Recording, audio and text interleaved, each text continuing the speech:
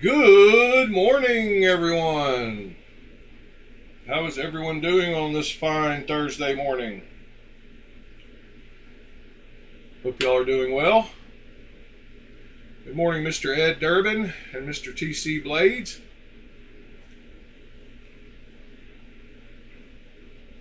Hope you gentlemen are doing well this morning.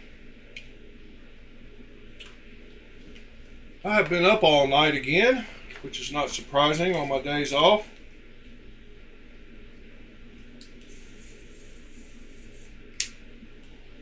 I did get the laser a home and got it all put together. Good morning, Pete. I have not plugged it up to the PC yet because I've still got to work on the ventilation a little bit. But I hope to do that right after the broadcast today. So today I should see some laser action. It is set up and in place. I just unboxed the rotary attachment, which was a huge styrofoam mess. I guess traveling from China to here, it rattled around in the box and broke up a bunch of cheap styrofoam, but the rotary attachment looks pretty cool. I got it sitting over by the laser, and laser is all set up at its workstation.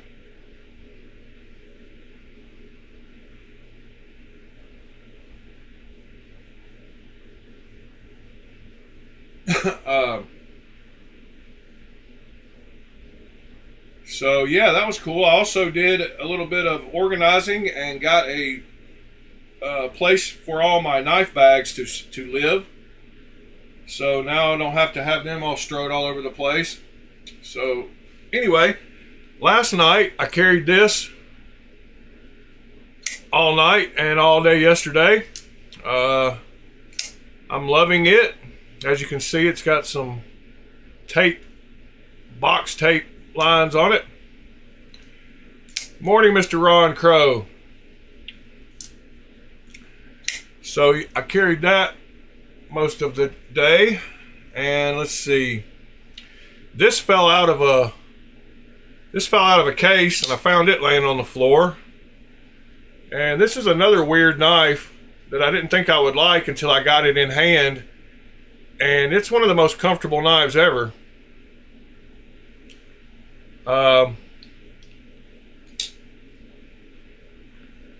Yeah, so this one was just kind of laying around weird.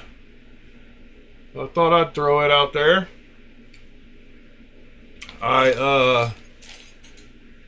Yeah, I do like the Thornton, but I think I like the Naga better. Good morning, Michael. Welcome, sir.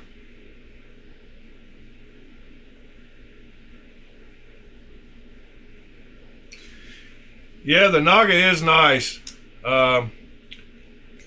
You have to really get in there to get in that fuller. I mean, it's not real hard, but sometimes you do slip off because there's not much depth in the fuller.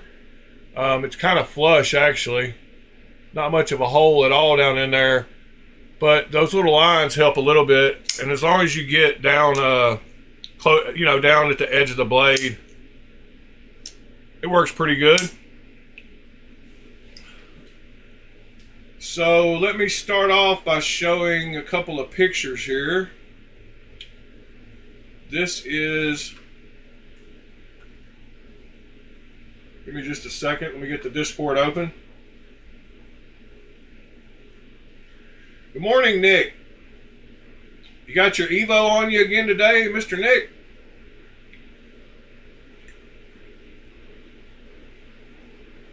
As y'all can see in the title, we will have a special guest. I think with the time zone difference, he won't be awake right now. He's going to join us a little later, hopefully. But Mr. Shade Tree Custom is going to come on and talk about some composites and G10s and all that stuff. So maybe we'll learn something from him. I mean, I'm sure we'll learn something from him. Let's see here. This is a picture of, y'all ask me how I keep up with email. I didn't say anything about an email. I said, do you have your Evo on you? Evo, E-V-O. It seems to be one of your most frequently carried knives, so I thought I would ask. Good morning, John.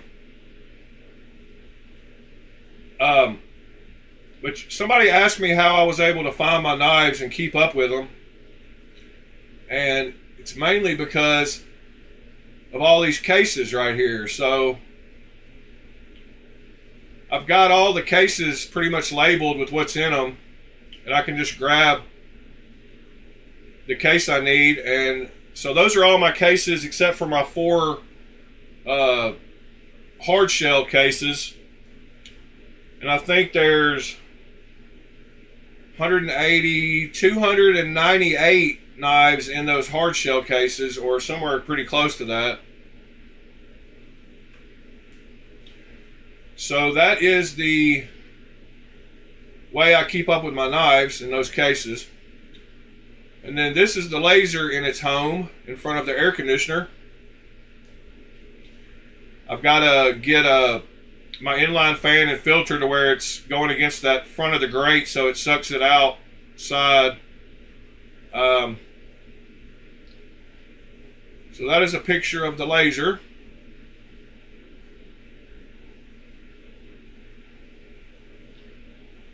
I actually didn't have the rotary attachment sitting over there because I just now unboxed it before the stream, and I was dealing with styrofoam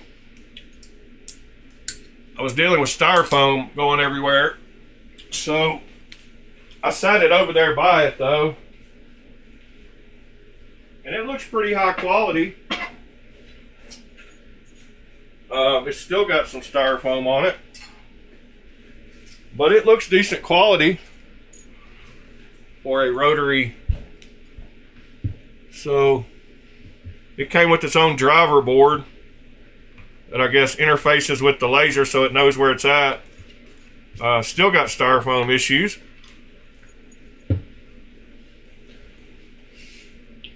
But the rotary stepper motor and jaws looks pretty nice. Still got styrofoam all over this thing. So yeah, that this driver board will connect to the laser, and it's got an indexing thing on the side to show you all your angles. It's got a big nice stepper motor. It's a lot better quality than I thought it would be, actually. So this will allow me to do pins and tumblers and anything round that needs to rotate as you're doing the laser work on it. So hopefully I'll be able to make us some custom titanium pins. This 3-jaw chuck seems pretty nice though. I'm actually impressed. Get that out of the way. So yesterday in the mail, I received a knife, and that is the Tempest that I got, and that is the Microjet, which I was super impressed by too, except for one thing. So it's got the blurple finish on it. You can't really see, but the oils make it turn purple. It is pretty shiny. It's whoever put an edge on it had the edge at a way too shallow of an angle, and it put a giant edge on it. I would say that's probably like 10 degrees or something. It did come pretty sharp, but it's got a huge edge on it, probably down at 10 degrees or even shallower. So when doing that, he did catch and put a few scratches right here on the actual stone washing. but I don't mind that. I do like it overall though. It's in good condition. It's got oils on it and stuff. But still got a styrofoam. So that is the Microjet, and the Jetstream, its bigger brother. Just show you a size comparison of the two of those.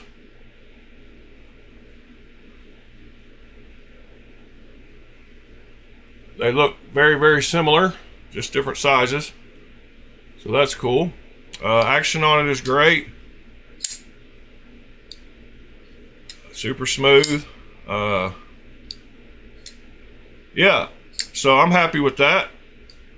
It's a good $70 knife. Can't beat that.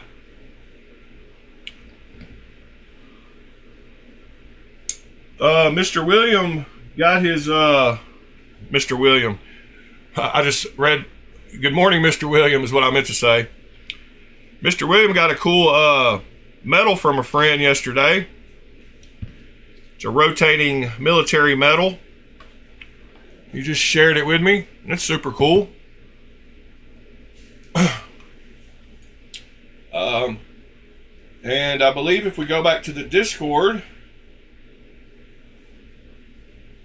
let's see, TC posted a pocket check for today, so he's got some bangers on him.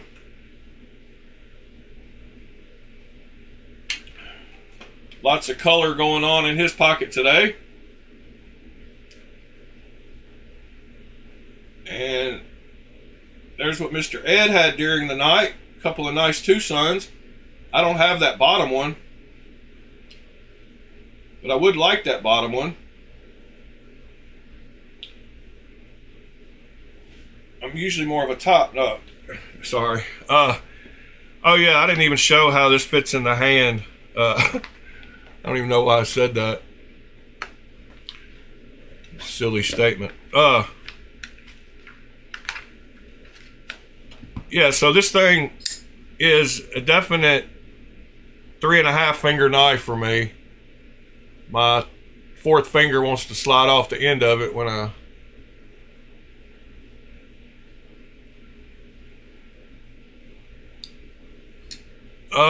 I might, Mr. Ed. Speaking of which, Mr. Ed got his giveaway knife yesterday, which wasn't anything special, but the reason I got it, Good Morning Knives Are Live, is because, or the reason I sent it to him is because I haven't seen him with one of those knives. So I thought I might actually be giving him a knife he doesn't have. And that is the Steelcraft Todd Bag Kraken. Super comfortable knife and has great action.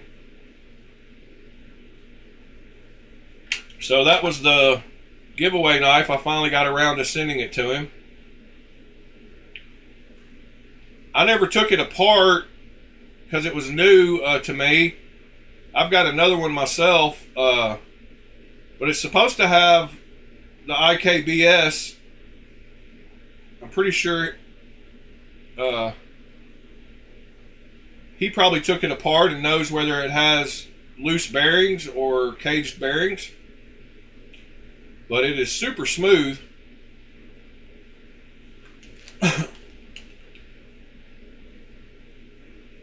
So that's pretty cool.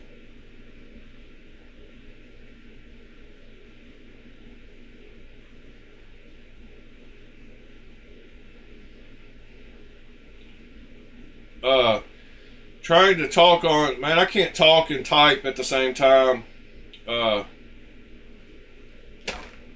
Somebody messaged me on Reddit.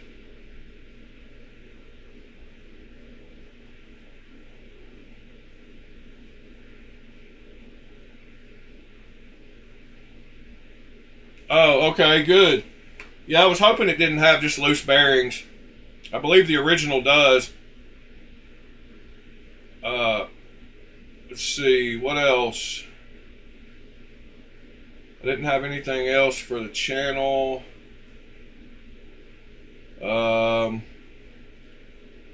Something came up.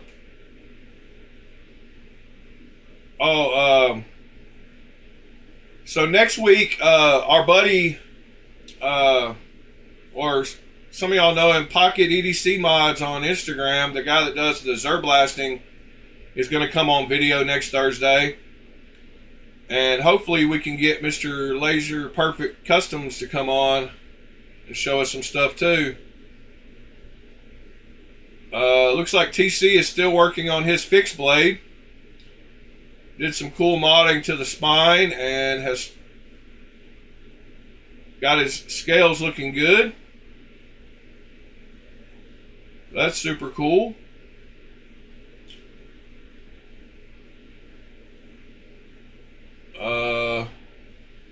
So like I said, a little bit later, hopefully he shows up. He said he was going to, and he's probably a man of his word. Why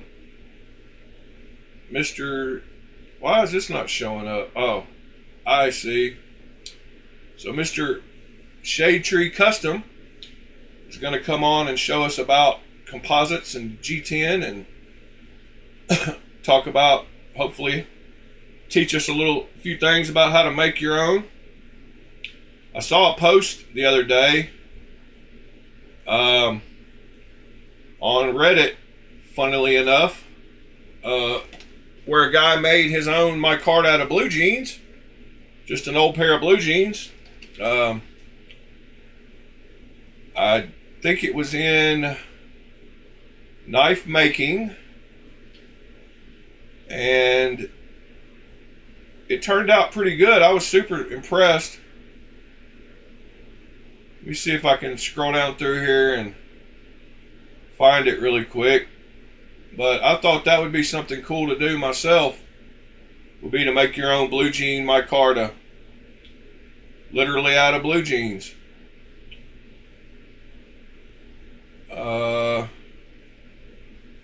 There's a ton of super cool guys on this knife making subreddit,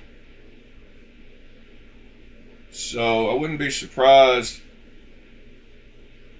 Let me just see if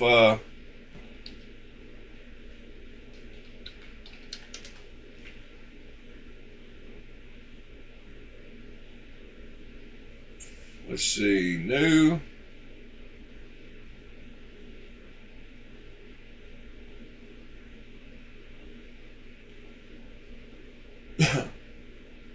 Yeah, here it is. So he made a file knife, which was another reason why I wanted to do it, because I bought those files not long ago. So he marked out on an old file where he wanted the knife. Then he got it worked down, cool shape, and put a grind on it, and then literally used old blue jeans to make some micarta, and then put the blue jeans on the knife, and there you go. Now he's got his own custom knife made out of a file and old blue jeans. I don't know, there's just something about that seems super cool to me. And if I did that, couldn't nobody buy that knife for me. That would be my knife forever. I would be so proud of that knife. But yet some of these guys do 2 or 3 of those a day. So there's a huge difference between people that make knives and people that buy knives.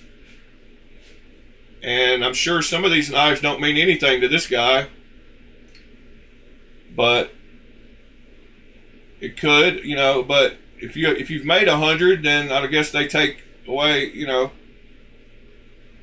But yeah, I've still got those big files laying right here beside me that I need to do the same thing with, but just haven't got around to it yet. So yeah, I've got a big file I could make one out of right here. And I've definitely got some old blue jeans.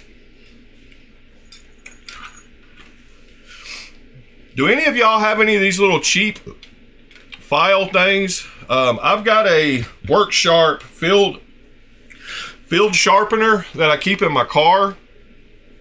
But they make some of these other kind. I don't even remember how this one. So this one has, it's got rods for honing that you pull out and you put them up here somehow, and they angle the correct way for you to hone your knives.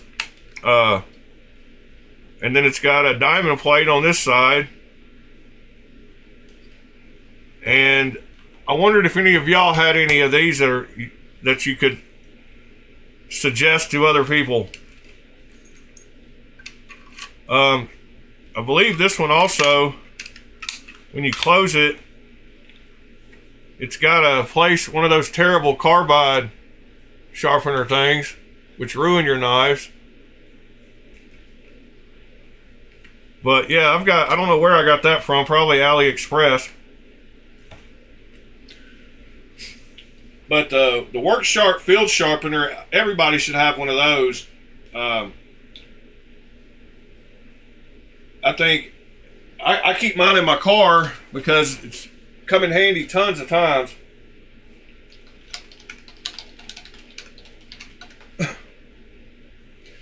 But the guided field sharpener from Work Sharp is a great little unit. And if you don't have one of those, I would recommend you get yourself one. You can buy them cheaper than $44.95. So it looks like Menards, Lowe's has them for $39. Amazon has them for $39. I'm sure y'all have all seen videos of these things.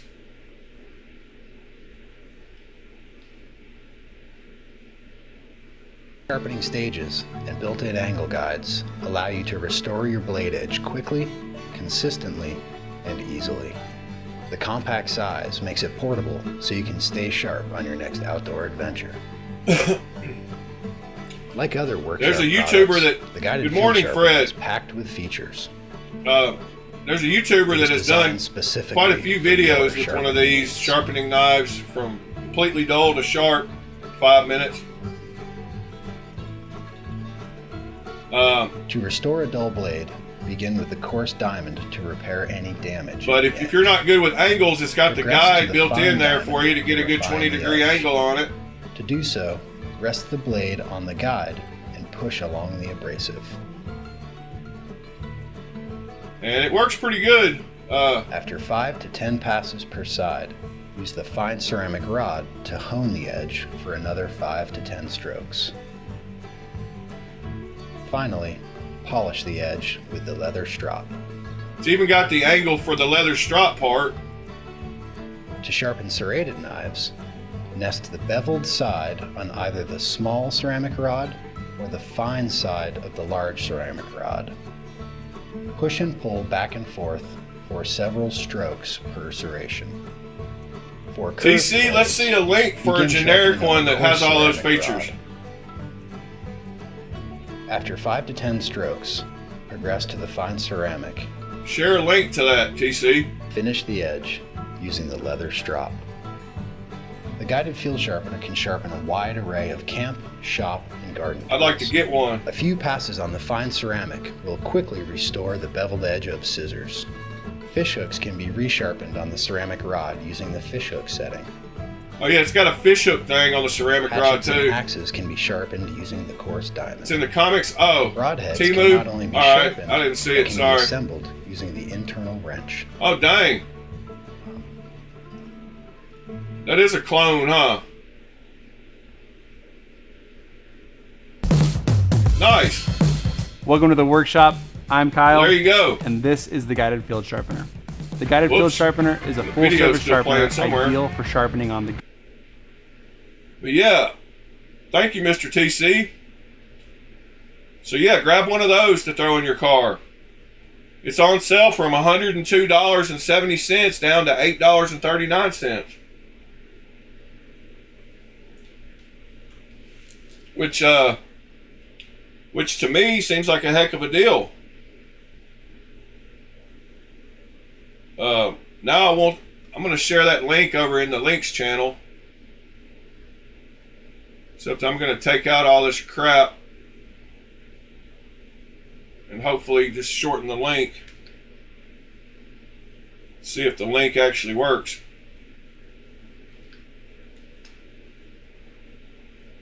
Yes, the link works. So I threw that in the links channel. Thank you, Mr. TC.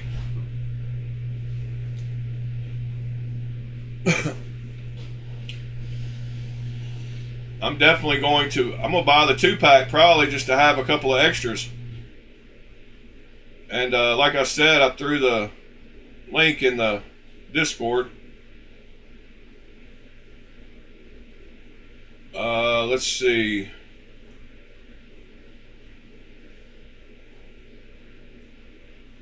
What was I doing here? So we got a little bit more time to pass before Mr. Shade Tree joins. So what else is going on this week in the knife world? Anything exciting going on Instagram?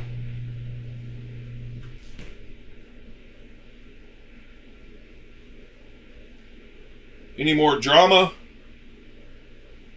as of late?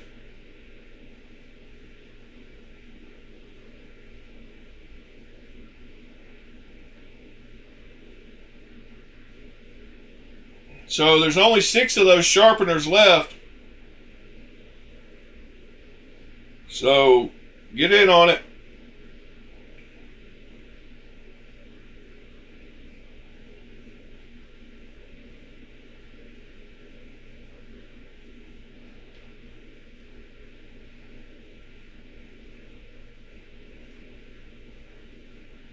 I just got 3 of them for $23.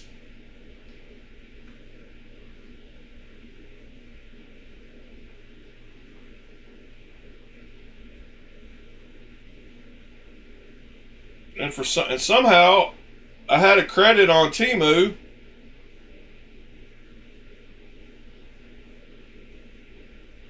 And I got like $10 off, so $13 off.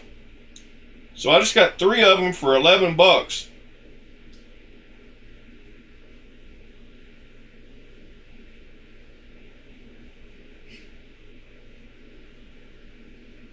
So I found a link to one that's even cheaper. That's $6.64.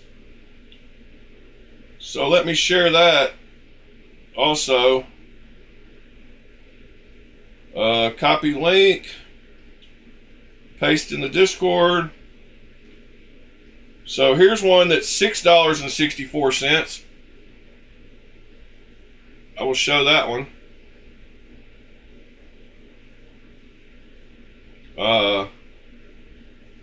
Whoops, what happened?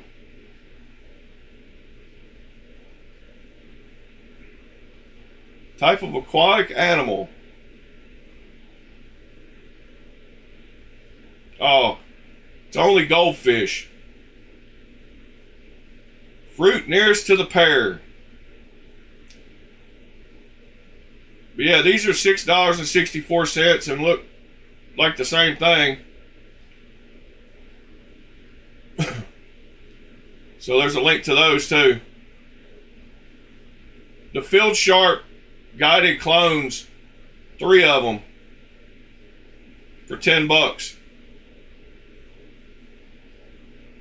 These right here, Mr. Fred. I had a cheaper one on my table that made me think of the work sharp ones. So let's see here. Still wait. What time is it? 8:30. So we got 30 more minutes to talk about stuff. Let's see. I'm sure I can make that happen.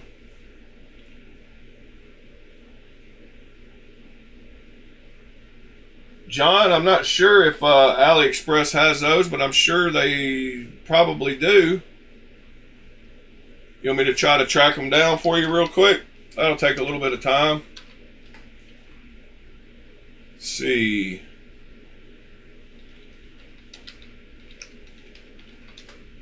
Guided sharpener.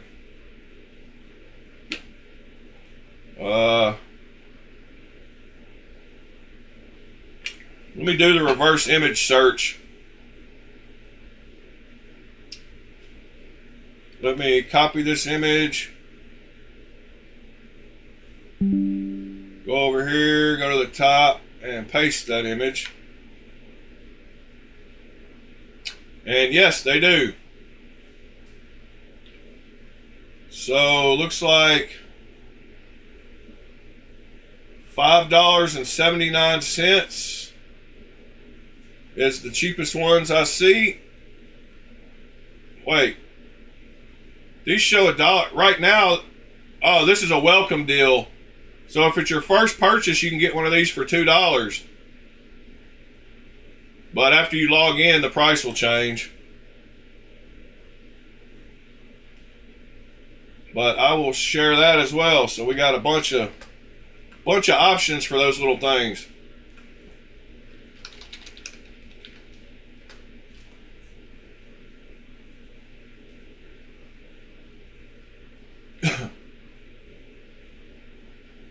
Yes, Michael, I put it in Discord, but there it is also.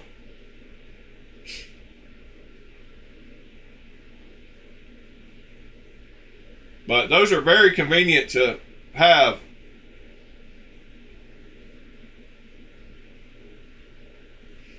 That's the problem when places like Worksharp send off their manufacturing and tooling to be done in China. Then the Chinese have those molds and tools and end up making them for $6 instead of $45.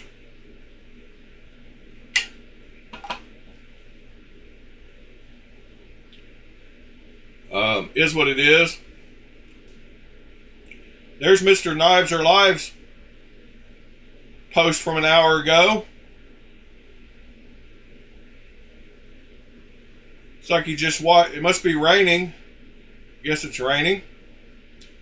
Looks like it's raining. There's water everywhere.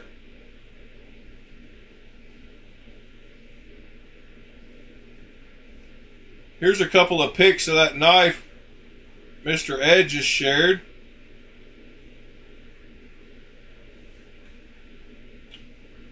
So there's the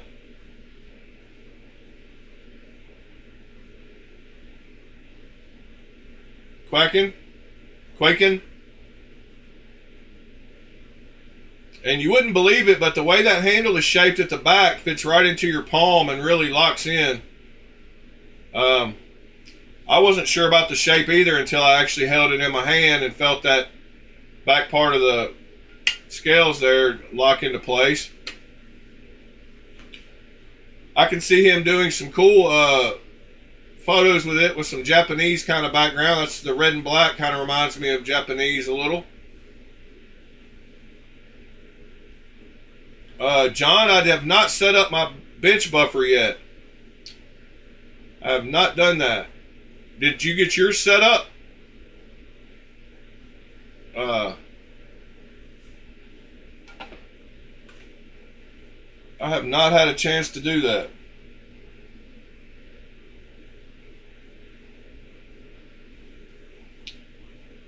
About the time I got my blasting cabinet set up, I found the laser.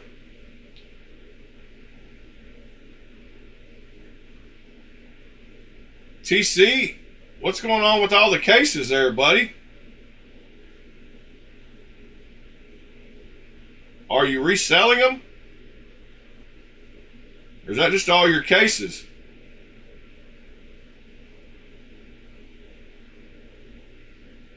It says inventory. So you must be selling them.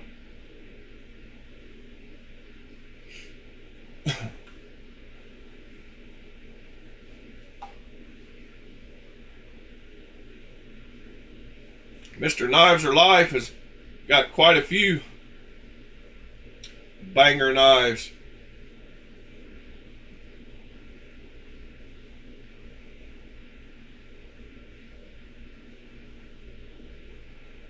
Oh yeah, my buddy Buckaroo Bonsai in the chat finally got him a Thug XL.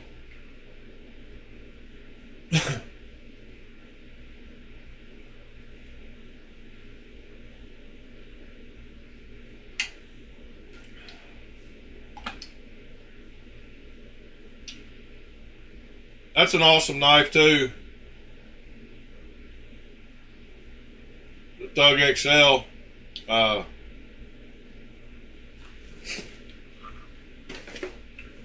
I've actually got mine right here.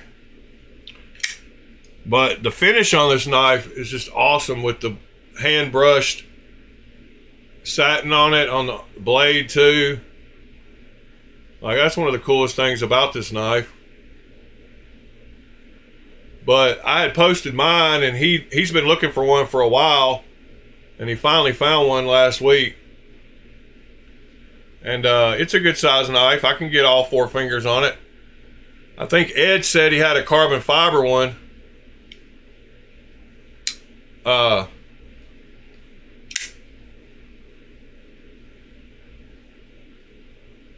At some point that he wishes he would have kept. Yeah, I've got the Thug XL and his little baby brother. I think this one is a custom. This one, I think somebody sent it to Way of Knife and had it darkened, because I don't think you can buy these like this, but I could be wrong.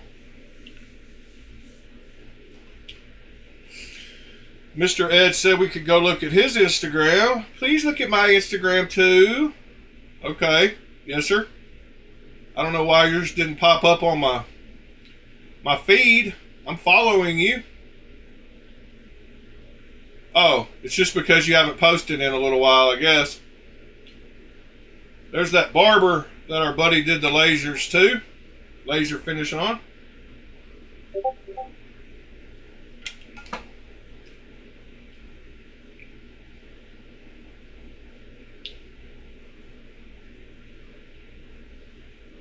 Is that the XL or the... Yeah, I guess it is. So Mr. Ed just on demand brought up photos. Brought up photos of his Thug XL in carbon fiber, which is a beautiful knife.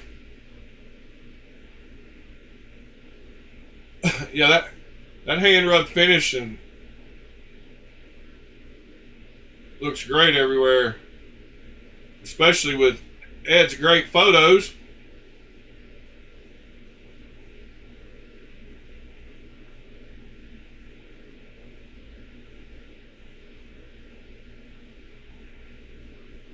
So yeah, that looks great.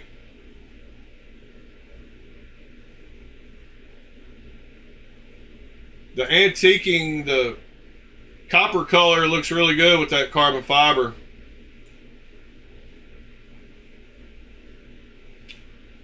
Thank you for sharing that, sir.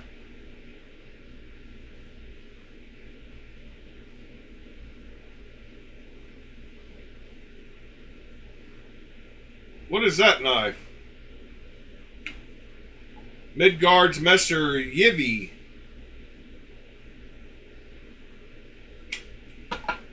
A Yivi.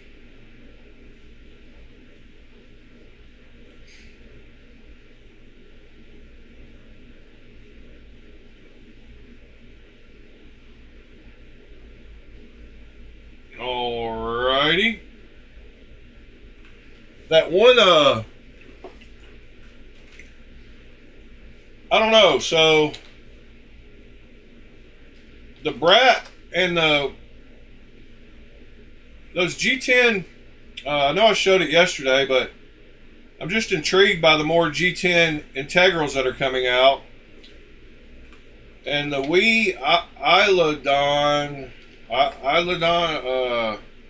Eidolon.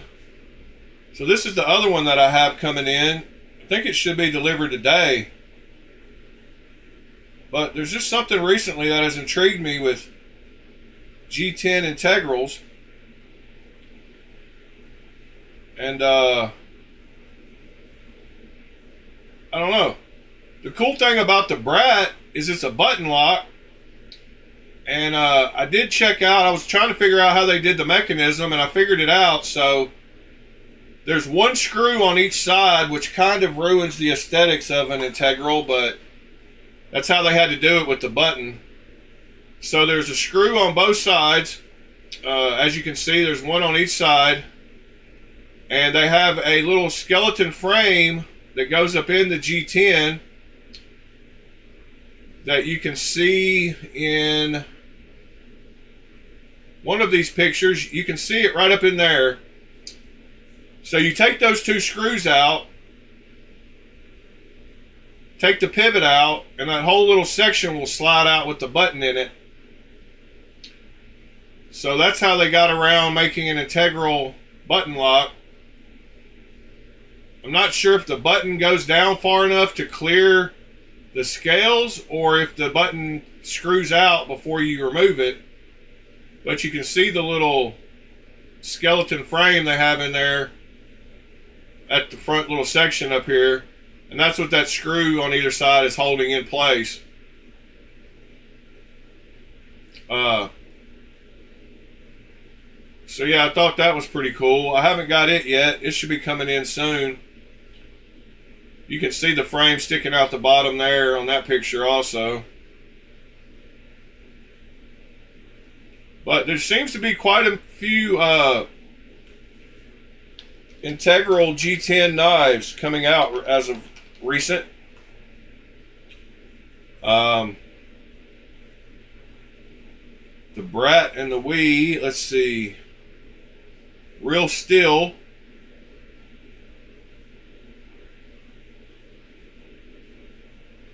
Maybe has one. What did it? Integral Spine Collection.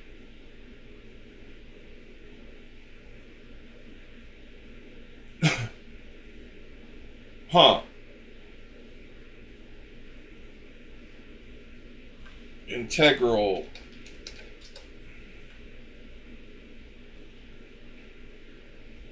Yeah, so here's one that is not a integral, but yet came up when you search the word integral, which is great.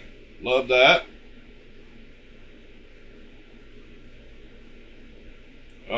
Here's one with a bolster lock.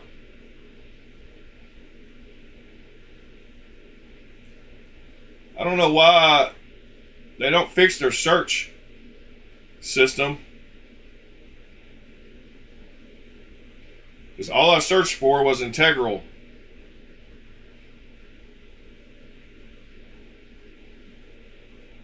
But yet they're not showing me.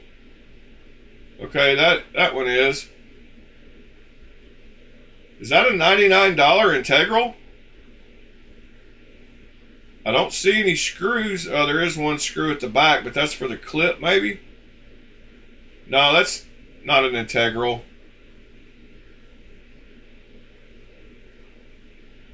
Oh, including an integral spine and weight reducing handle. Huh. So that is an integral. For 99 bucks. In titanium.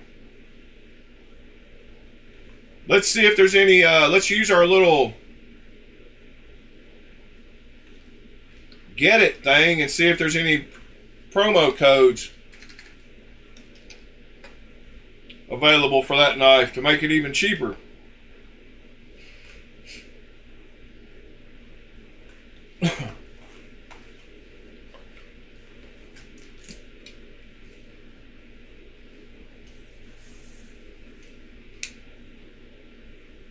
So it shows it's 99 bucks on the website.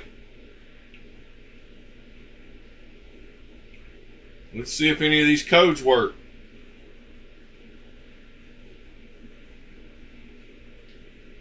Wow, it's finding a bunch of codes. Alright, TP Deals makes it 94. Love Them Knives makes it 94.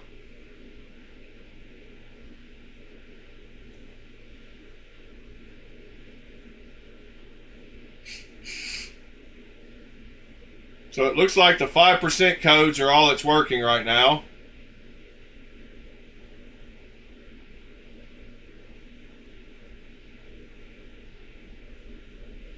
But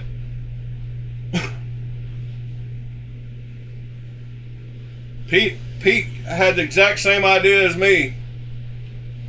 Alright. So TP Deals and Love Them Knives brings it down to 94.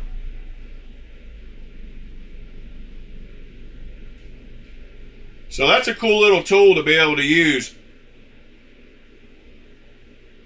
And like was said, those Capital One ones are easy too, but I don't know, this one just seems super easy, and you can just hit this button and copy it and go over here and paste it in there. What size is this knife? Nitro V-blade steel, 3.5 inch blade, 8 inches overall. I might have to try one of those out. Let me check my phone. It's getting closer. Oh, it looks like Mr. Shade Tree is awake and has seen my message, so I guess we'll find out if he's coming on soon.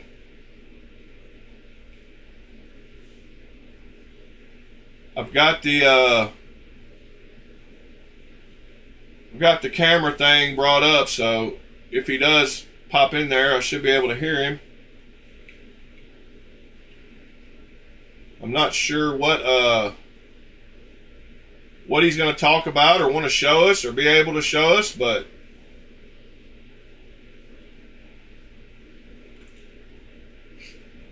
the Kaiser Brat Real Steel Sacra is another one, looks like.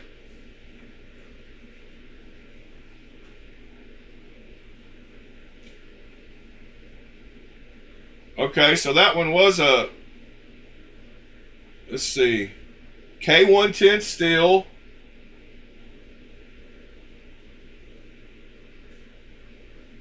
An integral spine construction.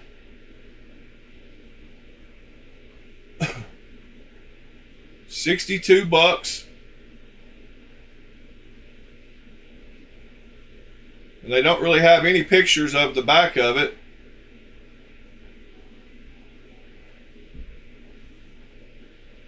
Which I always hate. They don't seem to add pictures of the back of it.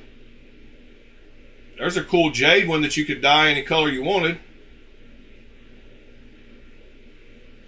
See what else they pop up. I mean, they're saying this Kaiser Brat Reich Thule. I don't think that's going to be a cheap one.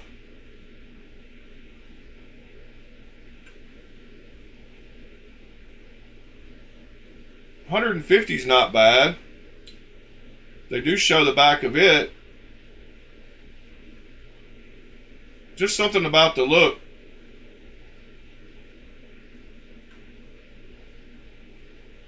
John, not sure what the price is of that knife on White Mountain Knives.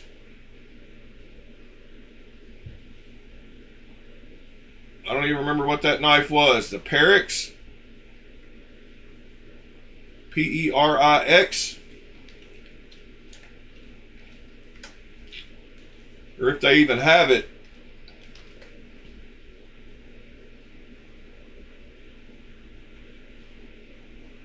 Come on, give me a Perix. Yeah, they do have the Perix. It looks like they have a blue version for $54. So good call.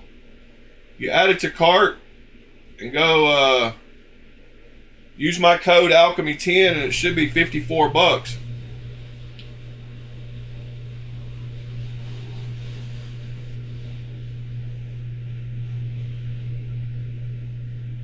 So yeah, $54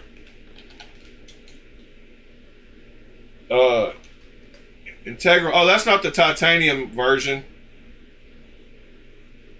I don't know what I was thinking there. And it's got a denim micarta handle, but that one is $54. Let's see, did they have the titanium version? Yeah. So it's $95 on, which is basically the same price, but they're out of stock. I'm gonna add my email to be notified. Maybe I'll wait and grab one whenever they're available on here again. Because that'll be like $85.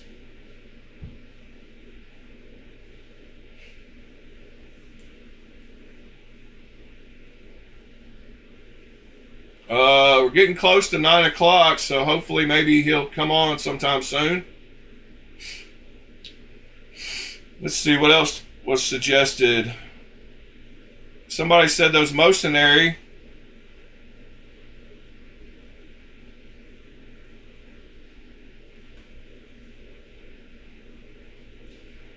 Stainless steel handle version of the SOG Aegis for $10 here.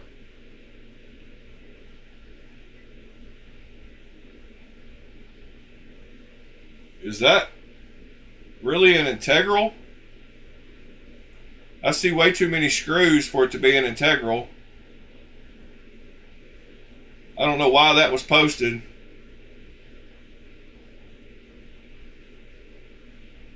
But that would be a decent giveaway knife to give away to your coworkers who didn't want to spend much money.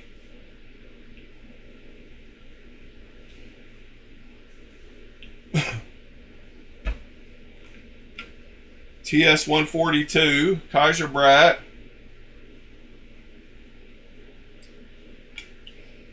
The TS-65. Do I have that one?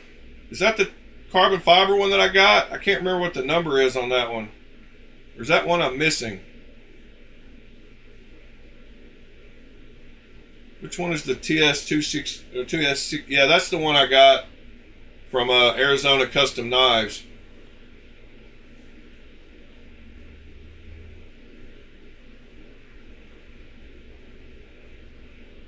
Oh yeah, I haven't tried Get It with White Mountain Knives. You're right. I don't think there's anything more than a 10% code on White Mountain Knives, though. There's tons of the 10% codes. But let's check it out and see what it says. So there's the link.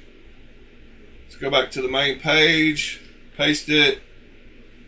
Yeah, let's see what it does with a White Mountain Knives knife. That was a good call.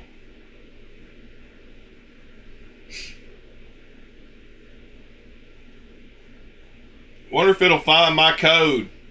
I doubt it.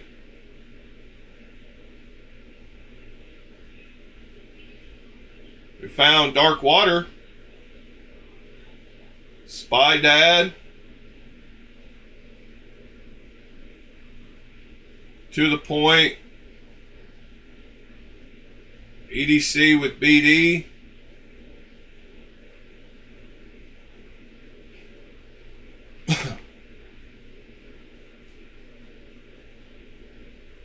Yep, it didn't find mine. Mine's not posted anywhere much.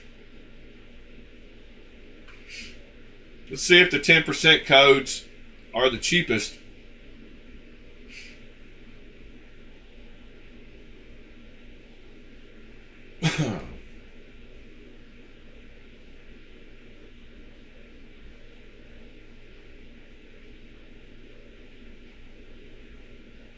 It's pretty cool that it uses a cloud browser to do all this. They probably have an Amazon hosting thing set up with a virtual machine.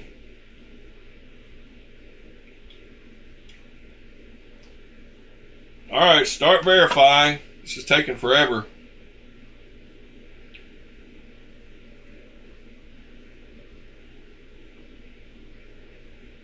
I'm gonna come back to it in a minute.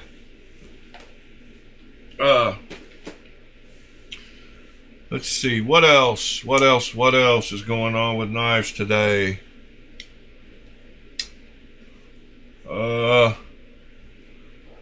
I still got to figure out which knife I was wanting to mount one of these on. I cannot remember. I think I might replace the one on the little tenable. See how I like the ulti clip. It's about the same size. It's exactly the same size. The smaller one is. But I might wait and put it on something. If I'm going to put it on something that already has one just like it, that's kind of a waste. Need to put it on something that actually needs one.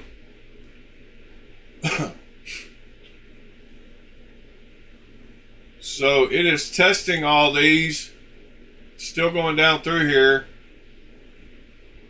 They're all 10% code, so I don't think there's going to be one that works that's any better than 10%.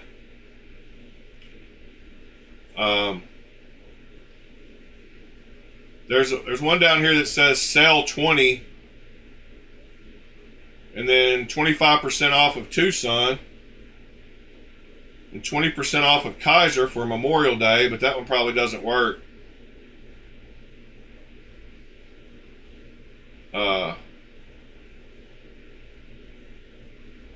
Yeah, I did buy it for a specific knife, but I can't remember which knife that was, John. That's my problem. I need to go back and watch that video, I guess, and try to remember what it was. It had to be a fixed blade, correct? And the only fixed blades I had bought recently were this tenable. Maybe it was for that little I bought that little neck knife at the yard sale that day, but it was kind of too little to, I mean, it really was a neck knife, so I don't think I would have wanted to mount it on my, I don't even know where it is at the moment. Probably threw it in my fixed blade bag and it has disappeared. All right, we're getting up on 9 o'clock. So hopefully he shows up, or we'll have to find some other stuff to talk about, which is fine also. People are busy, I get it.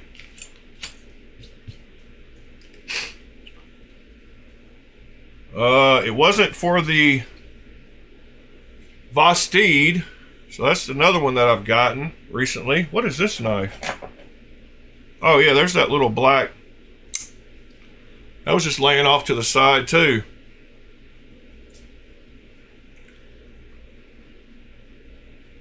Forgot about it.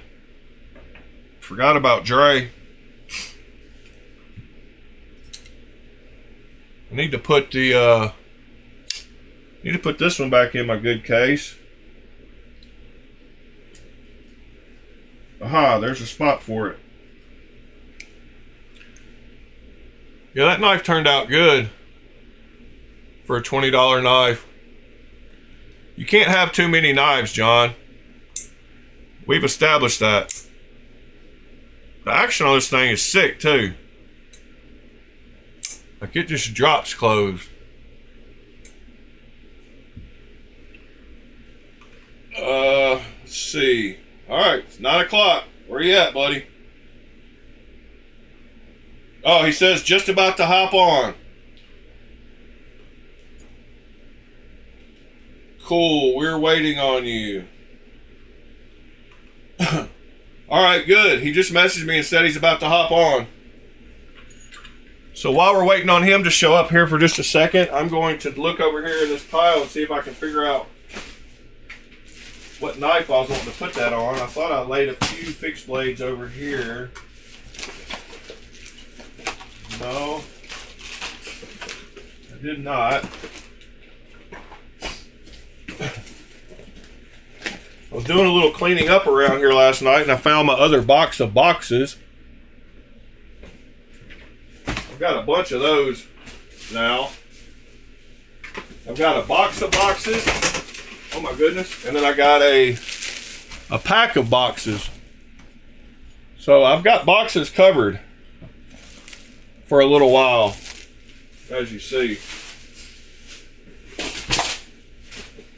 Oh, I forgot to show y'all, I got one more. Before I figured out my green screen thing, I bought one more mat that I thought would have been a cool one for the background. And I guess it would have. Wonder how knives would look against it.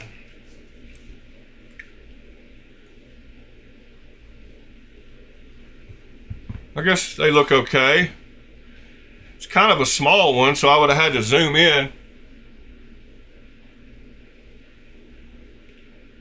I would have had to do more of this action like that. But now I don't have to do that.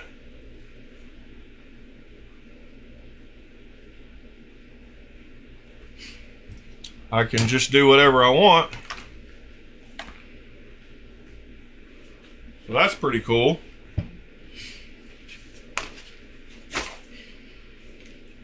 But those mouse pads are pretty cheap.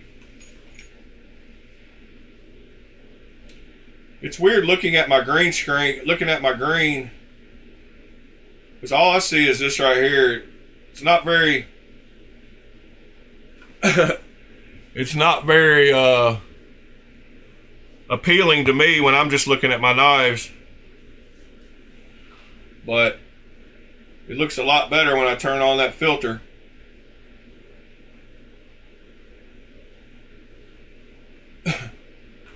Yeah, I bought a bunch of other mats. I got like 4.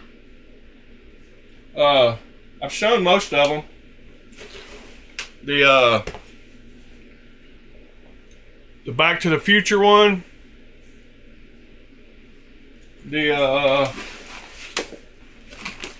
This one's a big one.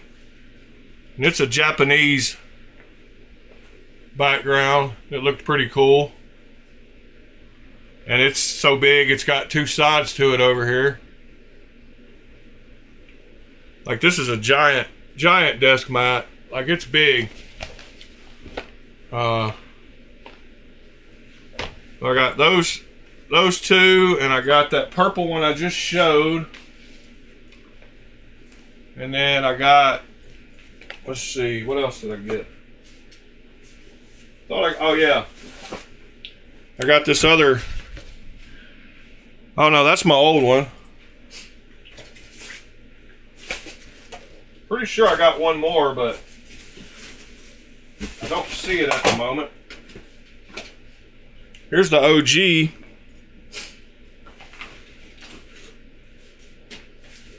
Uh-oh, got another knife bag over here I just found. My OTFs. This got to go on the shelf over there.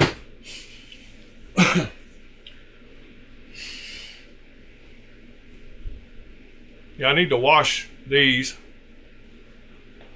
And about the time I bought all these new ones, it's when I figured out I don't need one anymore. So that's always good. Gotta love that.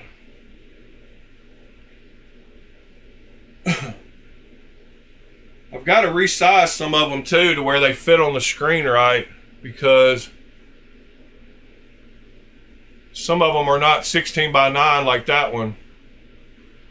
So when I got the browser open in the background, I have to turn it off, and then I got my picture, my blade talk that shows through, so I gotta turn it off.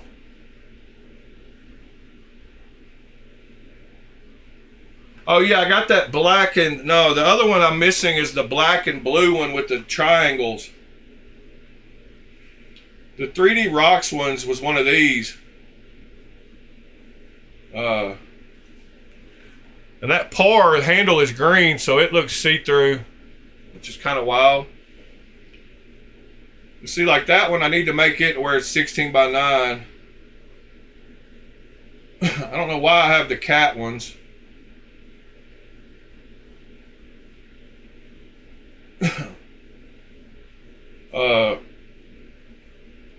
Hopefully Mr. Shade Tree will pop up here momentarily. Oh, he's actually here. Just can't hear him. Can you hear me? Yeah, I can't hear you.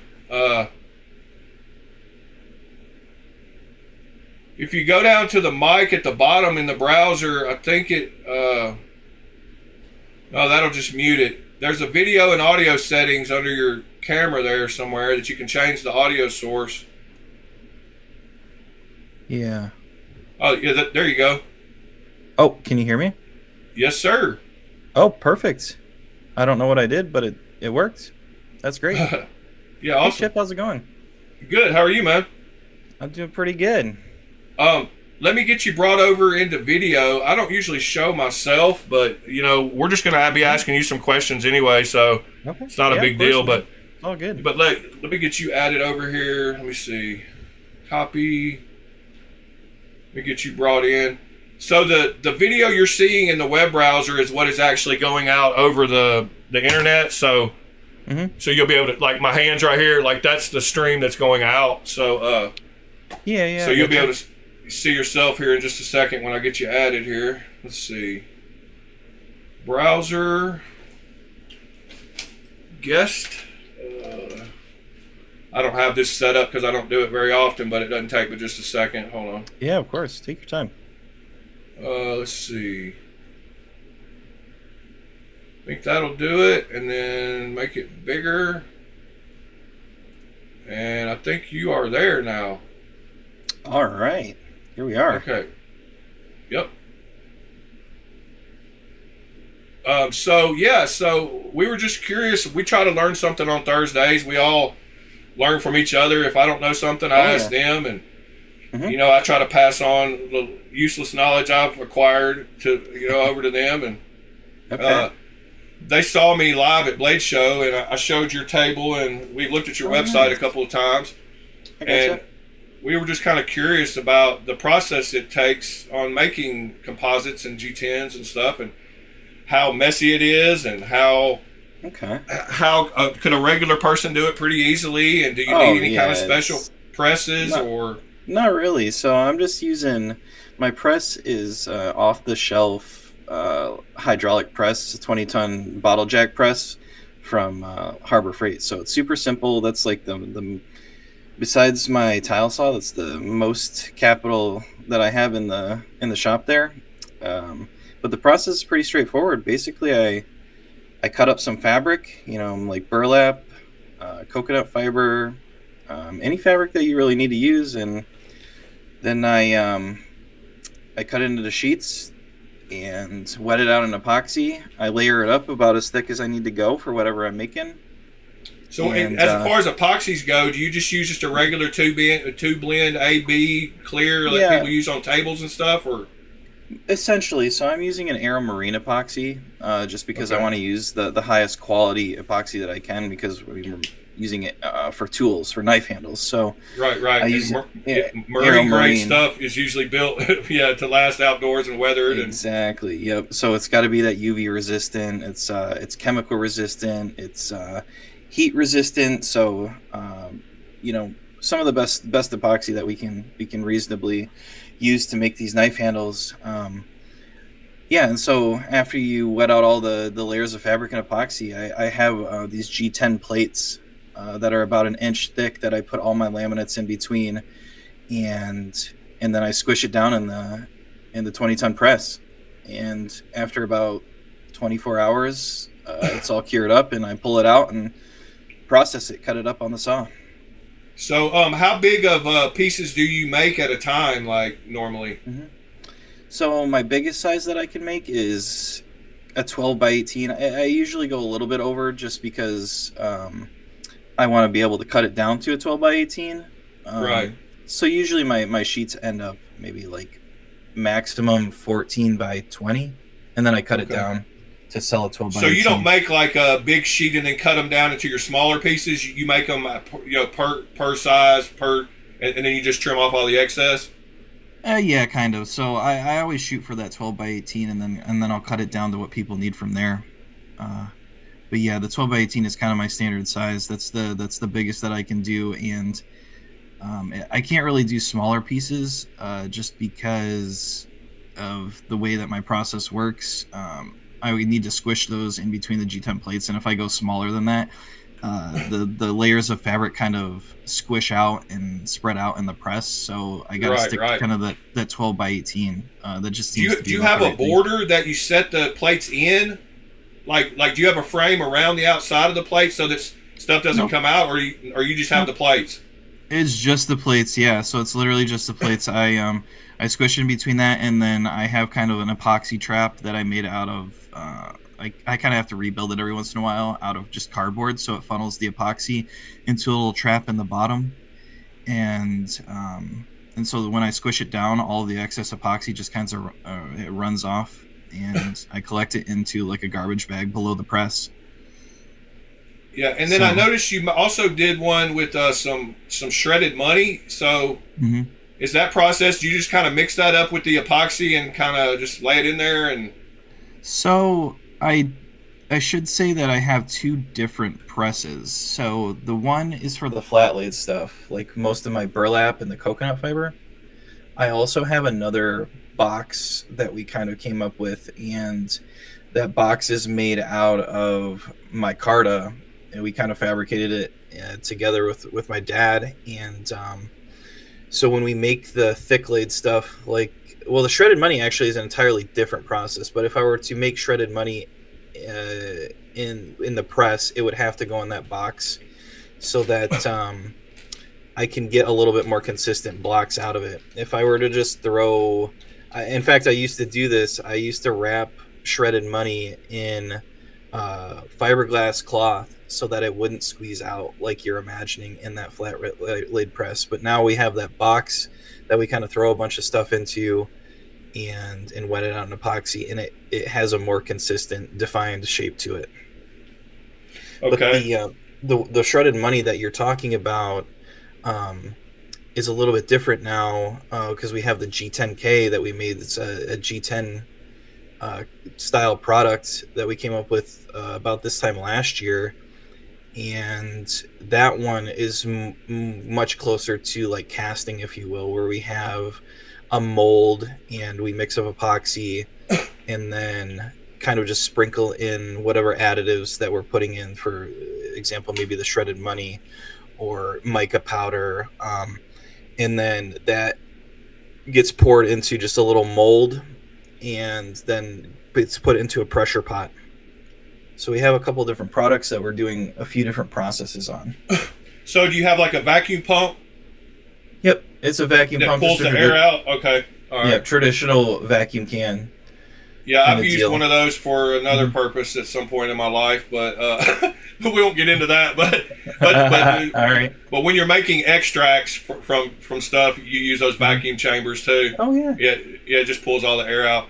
I guess it depends on what state you're in, whether that matters nowadays. But here in Tennessee, it still matters, so I won't speak much on that. But I gotcha. Yeah, but, I know what you're referring to. Yeah, I may or may not have done some of that myself. Yeah, so in the chat, do you have any, I mean, I know like maybe not today, but at some other point, is there any way that you could show us the press and show us? Yeah, like, so I knew today we hadn't talked much, so I knew there wouldn't be much prep and all that, but so I didn't know what to expect. But so I'm at my home here up in Lansing, Michigan, and The press is at my dad's house in the basement down in Jackson, so about 45 minutes away from me. But absolutely, I wouldn't be able to do the computer setup, but I could get on my phone and join the video chat that way. Yeah, the browser works. The app works the same exact way through a phone. As long as you have some earbuds in, it shouldn't feed back. So, absolutely, yeah, we can do that. You just give me a little bit of lead time, and I can show you the shop. It's pretty basic, man. I'm running out of a maybe 500-600 square foot basement. It's all pretty easy stuff to do, and that's what I've told everybody here is like you don't have to have a huge setup to get doing your own stuff and just customizing your own stuff and making your own stuff. I don't think too many. There's a couple of guys in my chat that have actually made their own knives and work on their handles, but a few of us are wanting to do that. It's just I don't know. I just feel like there's something about it when you put your own work into it that it'll make it feel like such a better knife than if you bought one. Oh, I feel that. Yeah, definitely. It makes it a little bit more special to you when you're involved in the entire process. I get that. Yeah. Do y'all make any knives, or does your dad make knives? So I've rehandled a couple knives in the past. I don't really delve too much into knife making. We did at one point do the what was he calling it? The little acorn. It was like a Barry Wood style knife, if you know what I'm talking about, where it's like the split handled jackknife, and when you split the handle apart, it kind of swivels around, and then there's a little pin and socket that holds it together. Well, instead of the pin and socket, he started using the neodymium magnets on this knife to hold it together. It's kind of hard to explain without actually having a visual, but if you look it up, it's a Barry Wood. Yeah, Barry Wood was the guy that came up with that style of knife, and it's a pretty unique style. It's maybe he didn't specifically come up with it, but he made it popular. And my dad it's called a swing lock. It's split handled jackknife, I think, is what he patented it as. Okay, because I'm seeing some of his swing lock knives. Here we go. That could be it. That could be it too. Well, hold on. Let's. I'm going to take you off camera just for a second, and you can watch the video with us. Yeah. So hold on just a second. I got your stream pulled up too. All right, cool. Yeah. Let me see. Where's the browser? I've got I just got a green screen set up so I can change all my backgrounds the other day. So that's something weird I'm working through. So that's why it looks like I'm in space right now. I gotcha. But I've got some really cool textures that I was buying, these mats to have as the background, and then I figured out I could do some cool green screen stuff. So, but anyway, let me see here. Browser. This says how a. All right, let's watch this for a second. See what they're talking about. Greetings and welcome to the Knife Magazine YouTube channel. In the February 2023 edition of Knife Magazine, we're featuring a very interesting story on the development of the Barry Wood folder. The article that appears in the February 2023 edition of Knife Magazine focuses on knives that were prototypes from the collection of the original maker Barry Wood, dating from approximately 1963 up to the very end of his knife making in 1991. Barry Wood knife does not open in a conventional manner. Barry Wood knife is a swiveling design, and these designs go back centuries, really. But the Barry Wood design is the one that is still recognized sort of as the standard, the best operating one in history, probably, and the one that collectors remember today. So, since a magazine article is not the ideal situation to show a knife with a really interesting mechanism, right, and a mechanism that is not. Open the knife. Here we have. Here we have a Barry Wood knife. This is from the Wood Eyrie years, which is approximately 1990 forward. I believe this one is dated. It appears much like a normal pocket knife at first glance, and yet there's no nail nick, and the blade sits in very deeply. In some of the models, the blade is actually completely self-contained. A Barry Wood knife We're getting there. has a thumb access on this side and a finger access on the other. Okay. And what you do is you put your thumb here, your finger here, and as your thumb and finger go into this slot, you push the handle down and it swivels open. And cut I yourself. don't know if that's all going to be in focus in the Oh, so final it has like a video little here, but we'll detent try ball that. that holds it in place, kind of. So let's show Yeah, that more again. or less. Yeah, the Now little that it's pin open, socket little that I'm spring close using. it the pin. same way. So let me see. Thumb here, I can finger here. probably find some Pop it open. pictures. I think I might have to update my website real quick, but I can show you the one that Dad came up with. Here, I've got your. Let me bring up your website. Yeah, I know I don't have it on there right now. I just need to edit it for just a sec so that I can get the pictures to show again, because we were selling them, but now we've sold out of them, so I took it down off the website. Oh yeah, I had another question. So the sparkle green and the sparkle blood red, is that some kind of mix of epoxy and stuff? Yeah, so Is that like glitter and epoxy, like they do for tables and stuff? that one is a lot Or of do you those buy are that stuff? Yeah, so those are just stuff that we mix with the epoxy, but it's a lot of that is mica powder and different colors of mica powder, which is there's such a wide variety of colors that you can get in that, and that's why it works so well for what we're doing. Okay. But yeah, it's just So- mica powder. And so, yeah, mica is, yeah, I seem to remember hearing about mica on even like Ancient Aliens, like they found some buried underneath some temples, and but it's a natural material, and then I guess they grind it up into like a powder, and Yeah.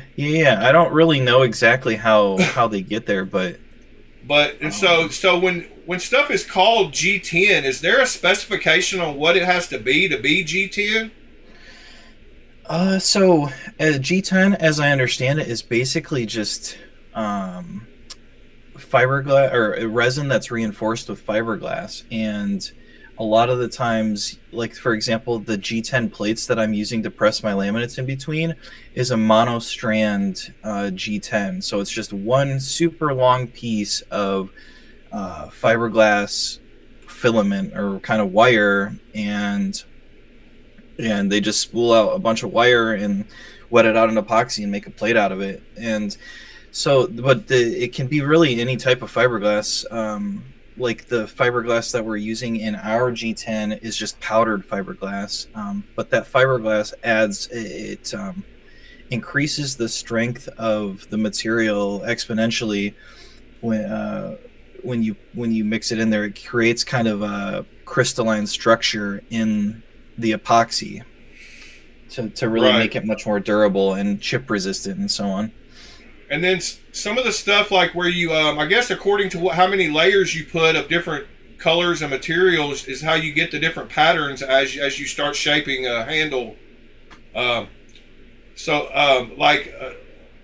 I don't know, this Starry Night one, I'm looking at on your website.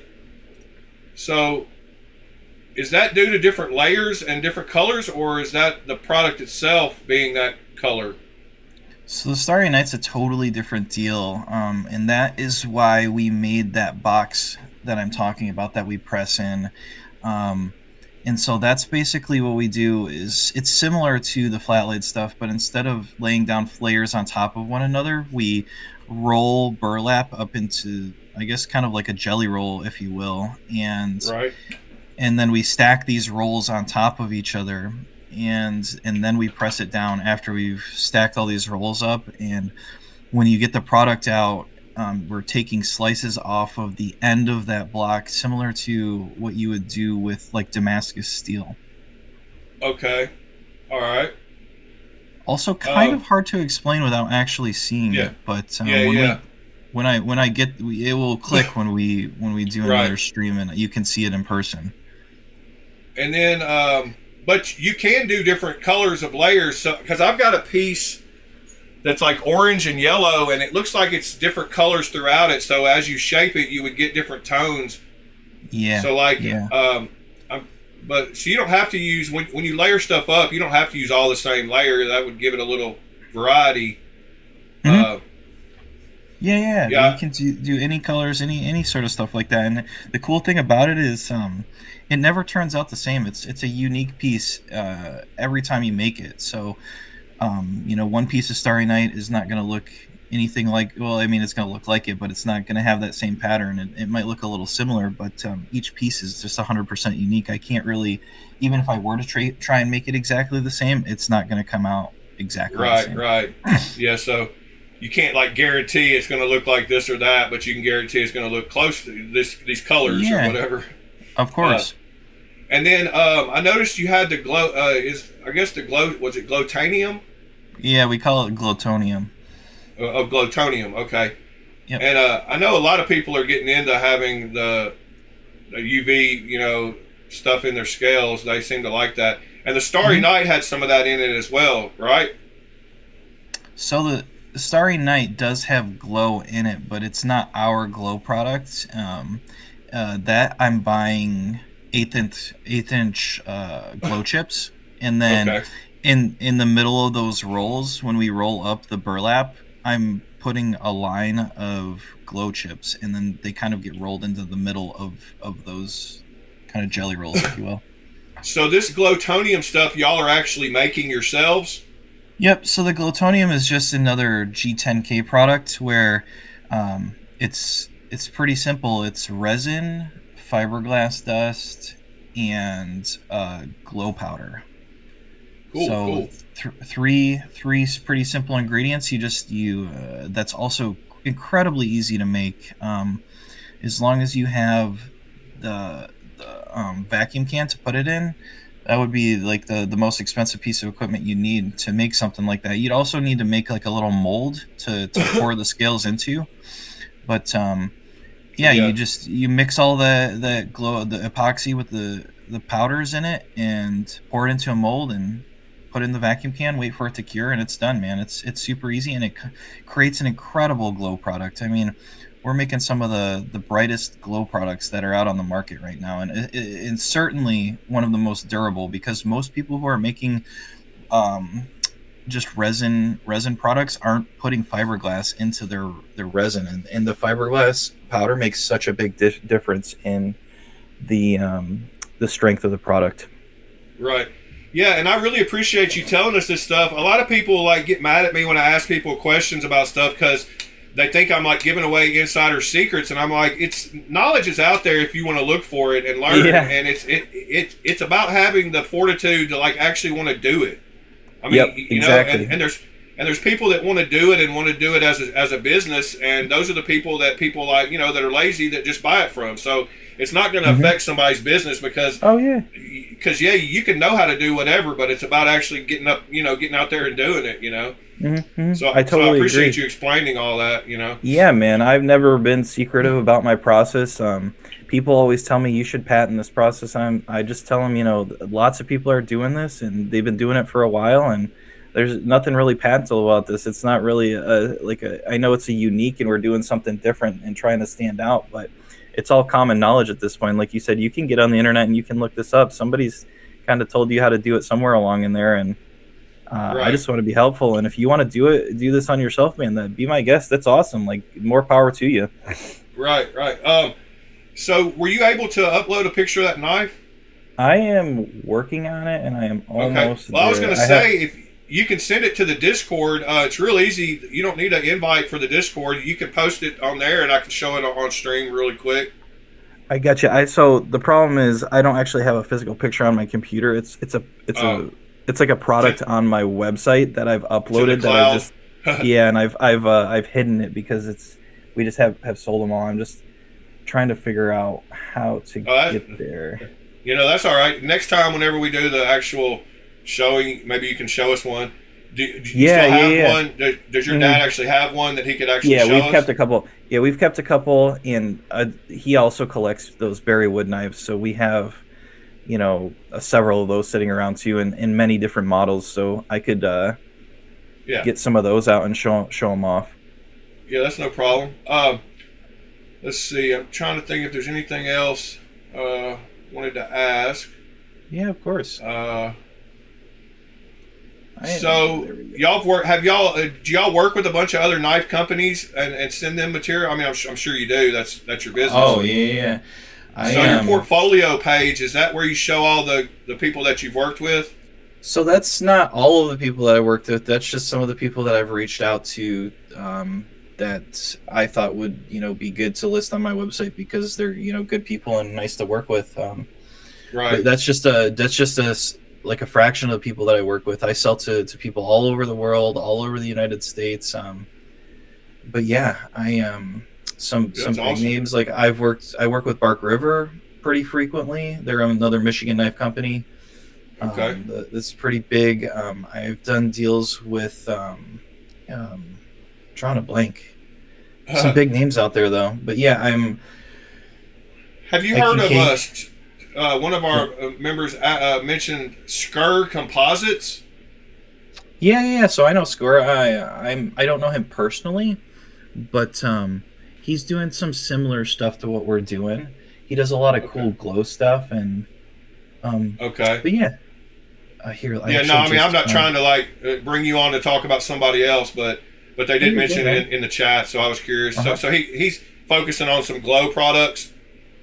Mm-hmm. I'm not super familiar, but I do know of him, and I've looked at his stuff before, and kind of, you try and find inspiration from some other stuff that other people are doing, because I don't claim to have all the ideas. In fact, some of my best ideas have come from customers and looking at the competition. So. Now, some of these knives that I'm looking at that have like a two-tone, is this where people have bought two different patterns and then just sanded them and put them together? Or do you make patterns where they have the two colors? So the only ones that are going to have multiple colors, and when I like the layered stuff, or like the Starry Night, like the black and tan where I layer up different burlaps, but there's several knives on my website that show two different products that I did not put together. The knife makers built it in that way, is where you'll have like shade tree for the bolster and for the main part of the handle. Right. Yeah. I've got one on screen now that's one of those two tones. So I was just wondering if they just take it and fit it all together and that's do it. their thing. Yeah. So I have several sampler knives where I have multiple different products of mine all built into the same knife, so that I can show off more than just one material on a particular knife. Right. I think I managed to get that knife onto the website, but I think we may have to scroll down a little bit. What page is it going to be on? No, it didn't go up. It would be on the shop page. I don't see it on there, but if you could paste a link to it, just the picture itself on the website, I can just click on that. Yeah, I'm trying to figure. It's just been so long since I've looked at these products. There's actually a chat box built into the website where you're doing the camera. Down at the bottom, there's a little chat icon over to the far left on that website that you can send me a link through. I gotcha. Let's see. I think I found a way to just download the pictures. Since I'm having a little bit of issue figuring out how to it's no big deal. Get this to you. Yeah, let me give you the hold on just a second. I'm gonna give you the YouTube link, the Discord link. You can just post it in there really quick. Let's see. All right, so do you see the chat in the camera on the camera page? Chat on the camera page. On the web browser? Yes. There's the Discord link that you should be able to just click and go into through a browser. You don't have to download the app or anything. Oh, I'm familiar with Discord. I use Discord all the time, Okay. so All right. I gotcha. Some people get intimidated by it, so I just thought I'd tell them. Yeah, of course. No, I'm very familiar with Discord. It's one of my main messaging applications. Awesome. So where do you want me to post it? In maybe the knife picks? There's a modding channel. Yeah, but knife picks is fine. Modding? Yeah, which one you prefer? Does it matter? No, knife picks will be great because it's a knife pick. That's what I was thinking. All right, let's see if I can find these.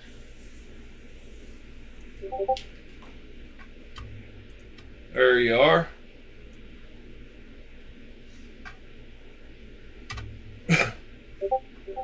There we go. Oh, that looks super Perfect. cool. Yeah, let me bring it up on screen here. I have a few more that I can download if you want to All see a right. little bit Yeah. more detailed shots. Oh, yeah, that's super clean. Is that aluminum? Yep, so it's 7075 aluminum, and the blade is S30V. And then we also had it engraved because we just did a run of 100 knives, but Dad wanted to make it as simple as possible, and I think he really pulled it off. It's just a for sure. super clean, simple knife. Yeah, I love Laconico is one of my favorite designers, and he's known for just having clean lines. Mm-hmm. And I got a question. So, how does the blade stop? Is there a So if you look there on a the pin? inside, yeah, so it's a pin and two like half circle grooves that the pin fits into. So the pin kind of comes to a natural stop when it hits the end of that half circle track that it's in. Okay, yeah, you just can't see that in the picture. That's Yep. why I was asking. Yeah, he so doesn't- that's on the inside of the knife. You can't really see that Yeah. at all. Yeah, it's behind the pivot area. Yeah, Yep, exactly. and then the magnets just hold the scales together, correct? That's right. Yeah, so the magnets are what stops the blade from swiveling all the way around and also keeps it closed or open. Well, does the blade actually stop on the magnets also? No, the blade is only No. really stopped Okay. by the blade has The the pin. pin. Yeah. Yep, so there's actually two pins, one on each side, and they're kind of like mirroring so that it can swivel around like it does. Mister, what knife were you talking about dropping that you missed? The Aurelia or whatever it is. So do you collect knives, Dylan? So I collect shade tree knives. I have a lot of knives with my material on them. I Okay. haven't really gotten a knife in quite a while just because my knife collection was getting a little overwhelming, and I really wanted to have knives that showed off my material, and I have a lot of knives showing off my material now. So So do you get? So I'm sure some of the makers that you work with hook you up on some knives. Yeah, so most of the knives that I have are traded for material. So we just kind of do I'll send you some sheets of material, you send me a knife kind of deal, and Right. I love that kind of transaction, so we don't have to exchange money at all.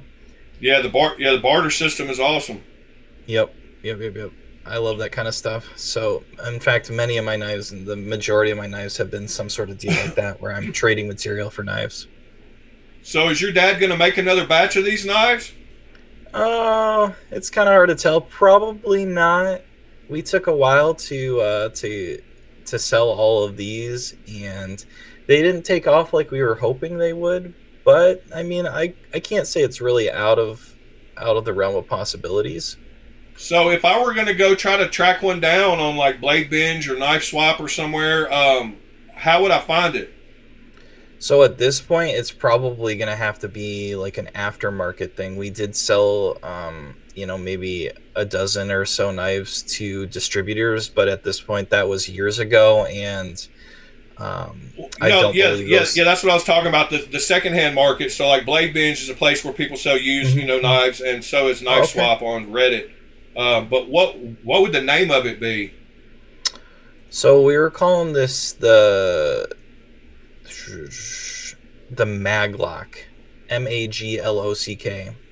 And did it have the shade tree name before it, or Yep, your dad's yeah, name? it's the yeah. So here, let me. I got another picture I can post that that shows the engraving, and it gives the information as well. But it actually doesn't say Maglock on there. Interesting. It comes in two colors, the green and the blue. Let me I'll post this picture either way. Download. Shade tree sunglasses. I had a weird. Okay, let me see what you got going on here. Okay.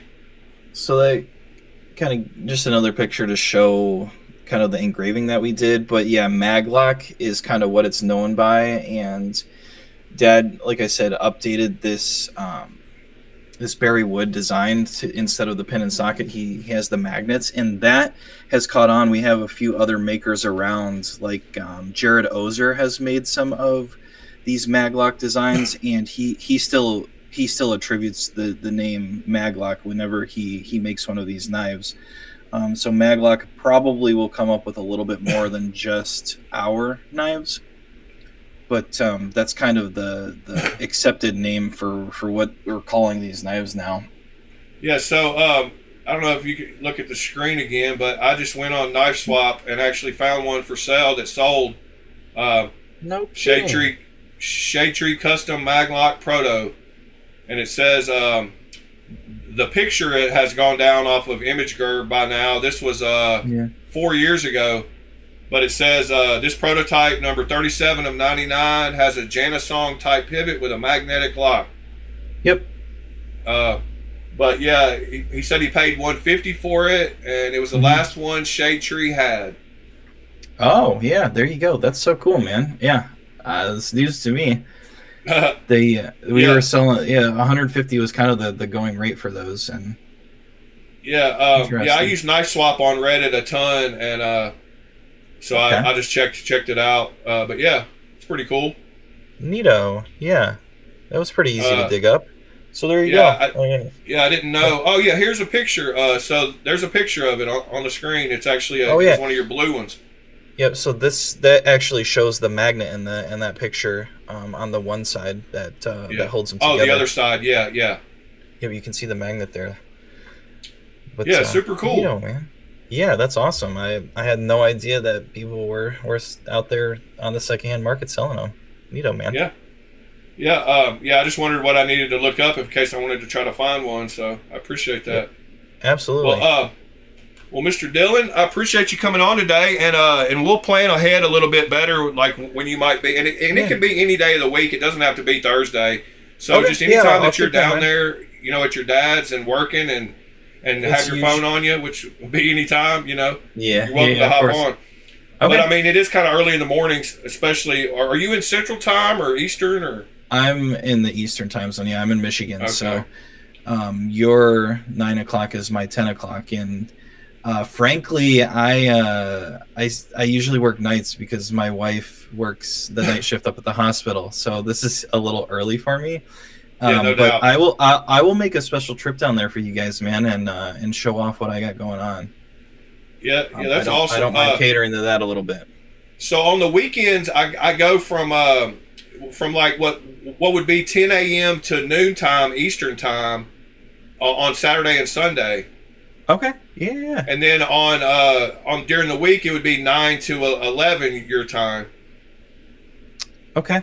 Yeah, well, we can get that hashed out over the DMs. We don't got to talk about that here, but I definitely would love to cater to that, show off what I got going on, and we can answer some more specific questions that people may have about the process, and it will be easier to visualize all that with having it right in front of us. Right. Well, all right, man. Awesome. Thank you for hopping on, and we'll see you next time. Absolutely. Thank you, guys. I enjoyed being here, and I'll look forward to talking to you next time. All right, buddy. We'll see you later. All right. Bye now. Bye. All right, guys. So that was awesome. Thank you for Mr. Dillon, Shade Tree Custom. Hope y'all enjoyed that as much as I did.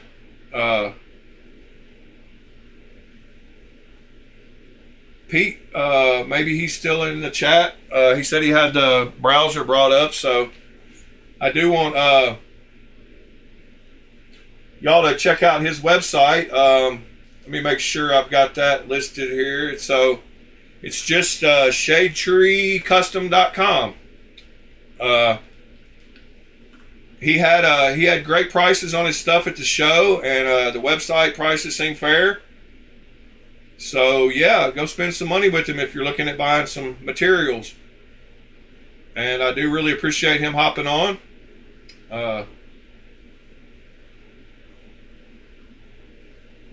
I love having people on that have a lot more talent than most of us do and teaching us about their art form. So that was super cool. So thanks a ton, Dylan. Yeah, that was awesome.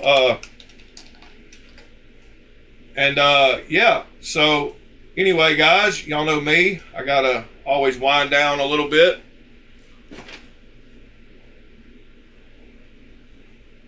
Super cool. I like the knife too.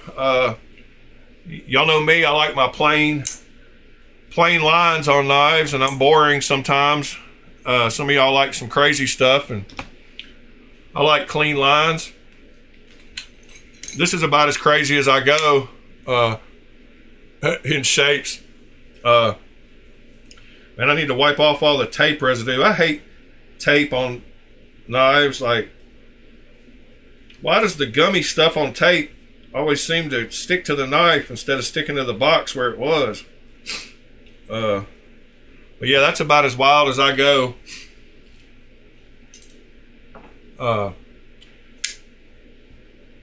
Anyway, guys, another successful stream.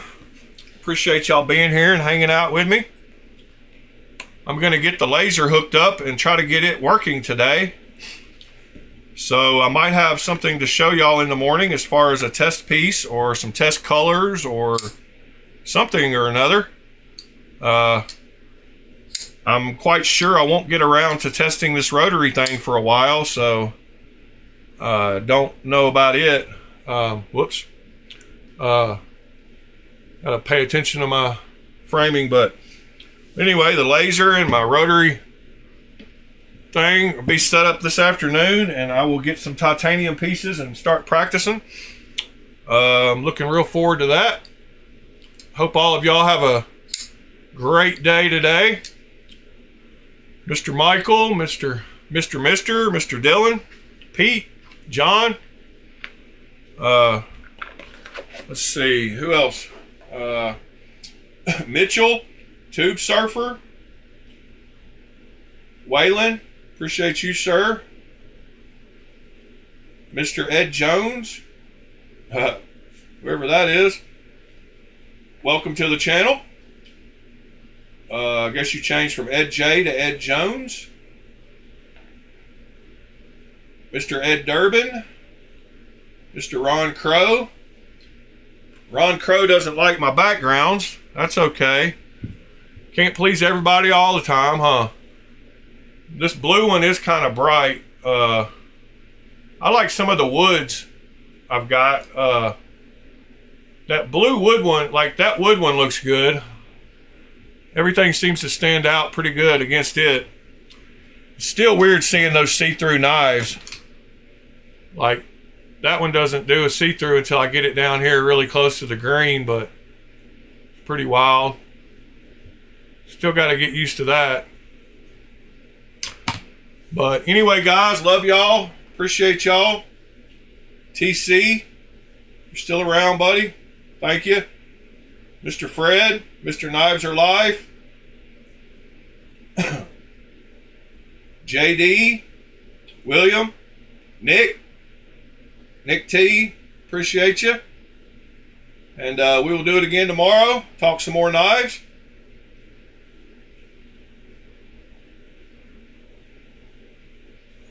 Yeah, that Japanese one, I will use it by itself some whenever I get tired of these. So I won't retire all the mats totally, and I'll go back to the original sometime. Anyway, guys, appreciate y'all. I'm gonna get busy working on the laser over here and get it actually plugged up to the computer and see what it'll do. But hope y'all have a great Thursday, and we will see y'all tomorrow morning with new knife drops.